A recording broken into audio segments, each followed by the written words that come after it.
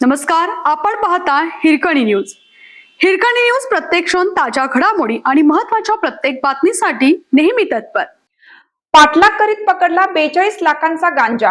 हरिपूर तालुका मिरज येथील पप्पू नावाच्या व्यक्तीला गांजा विक्री करण्यासाठी आलेल्या आंतरराज्य तस्कराच्या सांगली स्थानिक गुन्हे अन्वेषण शाखा LCB आणि कुपवाड पोलिसांनी थरारक पाठलाग करून मुसक्या आवळल्या.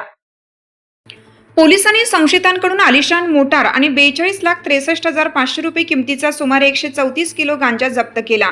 विकी विजय कांबळे वय 32 राहणार भीमनगर पिंपरी रोड जाळोची तालुका बारामती असं अटक केलेल्या गांजा तस्कराचे नाव आहे.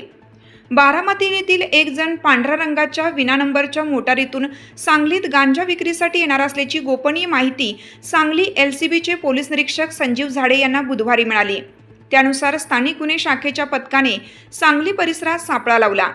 बुधवारी सायंकाळी संशयित मोटार भरधाव वेगाने कौलापूर माधवनगर मार्गे अहिल्यानगरकडे गेली. हे लक्षात येताच LCBचे पथक या मोटारीचा पाठलाग करत होते. याचवेळी कुपवाड पोलीस ठाण्याचे सहाय्यक निरीक्षक आनंदराव घाडगे हे अहिल्यानगर भागात गस्तीवर होते.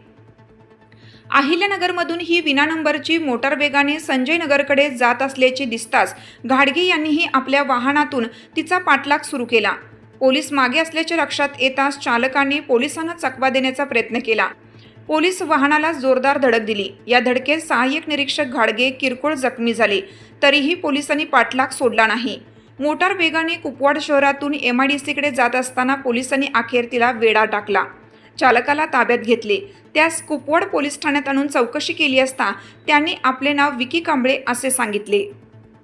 आपल्या हिरकणी न्यूज चॅनलला लाईक करा, शेअर करा आणि सबस्क्राईब करायला विसरू नका आणि रहा अपडेट.